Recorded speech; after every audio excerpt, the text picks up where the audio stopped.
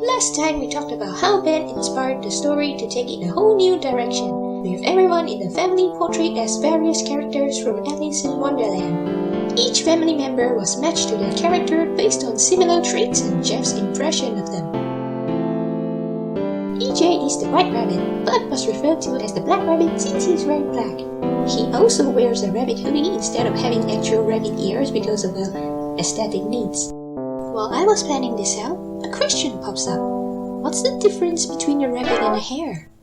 Turns out a hare is bigger than a rabbit. But wouldn't that make Sally bigger than EJ? After a brief moment of panic, I have a simple solution. EJ is older than Sally, so we have a big rabbit and a young hare. In the original story, the white rabbit works as the herald for the queen. Since EJ is like a brother to Jeff, this role couldn't be more fitting. Slendy and Ophelie are Tweedledee and Tweedledum because they are the same height and they always argue. Jeff had mistaken Ophelie as Slendy twice. It made the Slendys and the White Killer Hood. The Y scene was inspired by this scene in the 1951 Alice in Wonderland animation. Very kind of you, but I must be going. Why? Because I'm following a white rabbit. Why? Well, I'm curious to know where he's going. Oh, she's curious. The oysters were curious too once. While designing the outfit, I learned that there's a difference between men and women's coats, which is the buttons position. This means Ophelie has been wearing women's trench coat this whole time. Have fun with that info. The inspiration for Masky, Hoodie and Toby, being the Morris, the Carpenter and the Curious Oyster, comes from Toby Meets Clockwork. In the original story, it is depicted that the Walrus felt sorry for the oysters, while the Carpenter only eats. Whereas in Toby Meets Clockwork, Masky felt sorry for Toby and Hoodie only records. Toby being pulled away by Clockwork might suggest something. Ophelie being the bright sun and Slendy being the sulky moon also resembles their moon whenever they're together in the same room. If you stay long enough, we might have a battle. Ben is the caterpillar, mainly because he is short and green.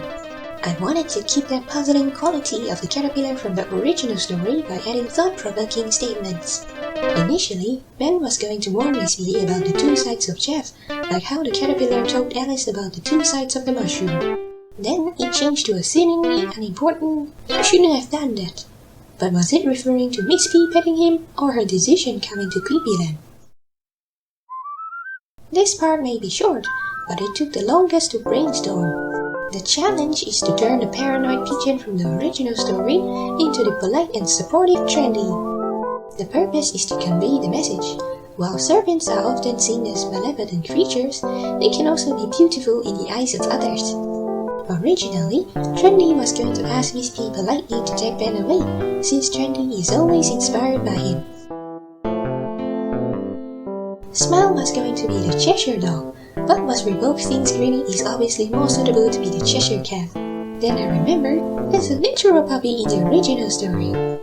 It's also worth mentioning that Jeff said Smile Dog is Smile Dog in Jeff Facts, meaning Jeff sees Smile as he is, an intelligent dog capable of human speech instead of a pet. But still, Smile showed Miss P a shortcut to the tea party, like Cheshire Cat in the 1951 animation. The idea of Sally and Splendy being a March Hare and a Mad Hatter came almost immediately after Caterpillar Ben because it's a perfect fit. Sally is always lively and cheerful, while Splendy wears a hat. Most importantly, they both love to have tea. Rick is the dormouse since he loves to hide. The teapot color also corresponds to the dress he wears in Jeff X. Splendy is wearing a rainbow suit because Jeff sees him as a rainbow man. C is the Griffon since he's sort of a bird-human hybrid. In the original story, the Queen of Hearts instructed the Griffon to take Alice to the Mock Turtle. The Lost Turtle is a combination between Mock Turtle and Lost Silver. In the original story, the Mock Turtle is a character who is constantly sad and laments about his days as a real turtle, much like Silver.